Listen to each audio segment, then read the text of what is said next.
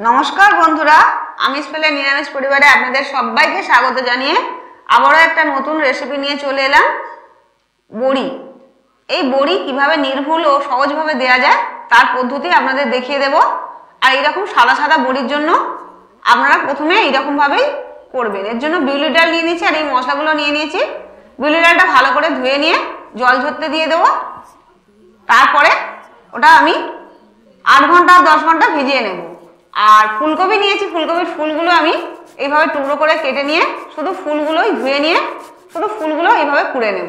বিউলি ডালটা আপনারা এমনি পুকুর জলে বা আয়রনবিহীন জলে ভালো করে ভেজাবেন, তাহলে দেখবেন বড়ি এইরকম সাদা সাদা হচ্ছে। এদিকে ফুলকপিটা আমার পুরোটাই কোরানো হয়ে গেছে আর ডাঁটাগুলো এইভাবে ফেলে দিয়েছি, শুধু ফুলগুলো নিয়ে নিয়েছি। আর ফুলকপিটা যেহেতু ধোয়া ছিল এর মধ্যে আর আলাদাভাবে ধুতে হবে না। এর মধ্যে এবার আমি 1 চামচের মতো নুন দিয়ে মাখিয়ে রেখে দেব। যখন জল বেরোবে তখন জলটা ফেলে দিয়ে এটা আমি বড়ির জন্য ব্যবহার করব। এটা মাখিয়ে রেখে দিলাম। ডালটা আমার 8 ঘন্টা মতন ভেজানো হয়ে গেছে। সকালে ডালটা ভিজেছিলাম আর মুসুর ডালটাও এরকম আমি 8 ঘন্টা মতন ভিজিয়ে নেব। 7 ঘন্টা 8 ঘন্টা ওটা একটা আলাদা বড়ি করব।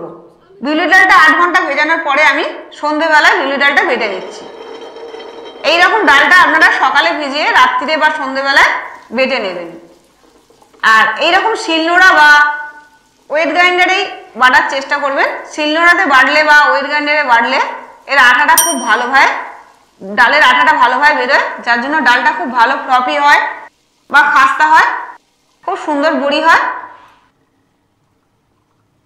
ভালো বাটা যায়। মিক্সার গ্রাইন্ডারে বাটলে বাটা হয় না, ওটা কাটা হয়। ডালটা এইভাবে আপনারা ওয়েট গ্রাইন্ডার বা শিলনোড়ায় বেটে নেবেন। আমি বেটে নিয়েছি, সমস্ত ডালটা বেটে নিয়ে সকালবেলা এবার এর মধ্যে আমি মৌরি মেশালাম 2 চামচ 3 চামচ মতন। মৌরিটা একটু হালকা করে আমি শিলে গুঁড়ো করে নিয়েছি। হিং মেশালাম 1-1.5 চামচের মতন। নুন আমি দেব না, বিউলি ডালের বড়িতে নুন দেয় না।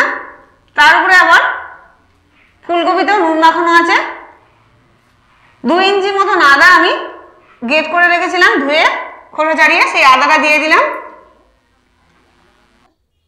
কালো জিরে দেবো 1 চামচের মতন।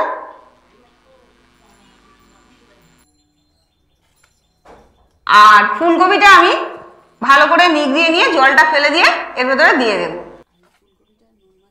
বিউলি ডালের ঝোলের বড়িতে কখনোই নুন টুন দেবেন না, তাহলে বড়ি ফুলবে না ভালো। যে কোনো ভাজা বড়িতে আপনারা অল্প নুন ব্যবহার করবেন। এবারে মশলার সঙ্গে ফুলকপির সঙ্গে বিউলি ডালটা ভালো করে মিশিয়ে নিয়ে ফেটিয়ে নিলাম। মুসুর ডালটাও এভাবে বেটে নিয়েছি, আলাদা করে রেখে দিয়েছি। মুসুর ডালটার আর একটা আলাদা বড়ি দেব, সেটা আপনাদের পরে দেখিয়ে দেব। আমার মতন ভাবে এরকম সাদা সাদা বড়ি দেওয়ার জন্য আপনারা অবশ্যই বারবার করে বলে দিচ্ছি, পুকুরের জলে ডালটা ভালো করে ধুয়ে নিয়ে তারপরে ভিজিয়ে দেবেন পুকুরের জলে বা আয়রনবিহীন জলে, তাহলে বড়িটা খুব সাদা হবে। এবার ওই বড়ির ডাল বাটা থেকে আমি অল্প করে ডাল বাটা নিয়ে একটা কড়ার মধ্যে এইভাবে ভালো করে ফেটিয়ে নিই। আপনারা ইচ্ছে হলে কোনো বড় বাটির মধ্যে বা বড় থালার মধ্যেও এইভাবে ভালো করে ফেটিয়ে নেবেন।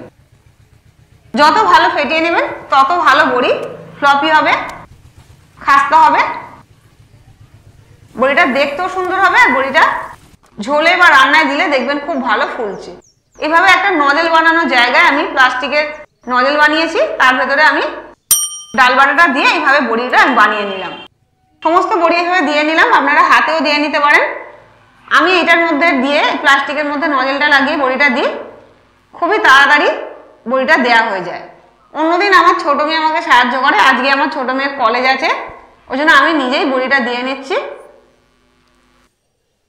এইভাবে বড়িটা দেওয়ার জন্য দেখবেন খুবই তাড়াতাড়ি শুকিয়ে যাবে। আর এইরকম সাদা বড়ির জন্য বারবার করে বলে দিলাম, মিনারেল ওয়াটার বা আয়রনবিহীন জল বা পুকুরের জল ব্যবহার করবেন।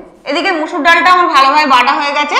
মুসুর ডালটার জন্য আমি 2-3টে যা থালা হবে সেই থালাগুলোতে সব তেল মাখিয়ে নিচ্ছি। প্রথমে সাদা তেল একটু ভালো করে মাখিয়ে নিয়ে রোদ্দুরে তাতে একটু হালকা করে দাঁতিয়ে নেব। আর তিল নিয়েছি, হালকা করে রোস্ট করে নিয়েছি। এই ভাজা বড়ির জন্য তিল আর পোস্ত লাগে, আপনারা পোস্ত বা তিল নাও দিলে এমনিও তেল মাখিয়ে মুসুর ডালের বড়িটা দিয়ে দিতে পারেন।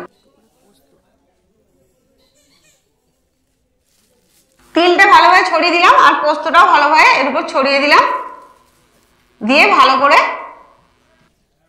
ছড়িয়ে দিয়ে এবার এতে পরিমাণ মতন ডাল বাটাতে নুন নিয়ে নিলাম আর 1 চামচের মতন কালো জিরে নিয়ে নিলাম। এইরকম ভাবে আপনাদের আমি গয়না বড়ি দেওয়াও দেখিয়ে দেব, ঠিক এইরকম ভাবেই দিতে হয়। মুসুর ডালটা ভালোভাবে নুন কালো জিরে দিয়ে ফেটিয়ে নিলাম, এতে আর কোনো মশলাই লাগে না।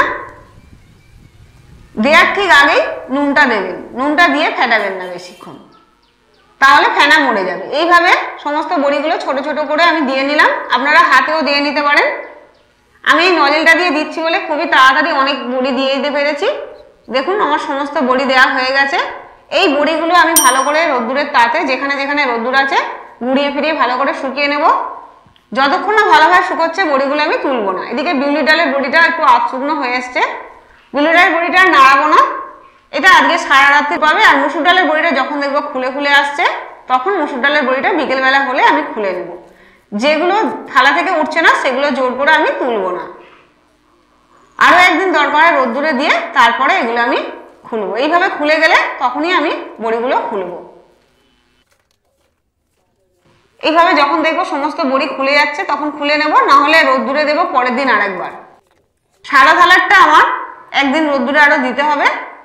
আর এই বড়িগুলো খোলা গেছে, এগুলো সব খুলে নিয়ে চলে এসেছি ঘরে।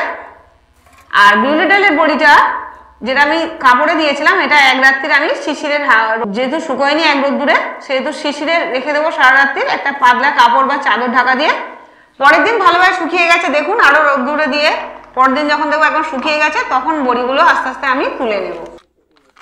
এইরকম ভাবে নির্ভুলভাবে বড়ি দেওয়ার জন্য আপনারা অবশ্যই ভিডিওটা দেখবেন, লাইক শেয়ার করবেন, ভালো লাগলে সবাইকে জানাবেন। ভিডিওটা দেখার জন্য সবাইকে ধন্যবাদ। আবার ফিরে আসবে এরকম নতুন নতুন রেসিপি নিয়ে। সুস্থ থাকবেন, ভালো থাকবেন, নমস্কার।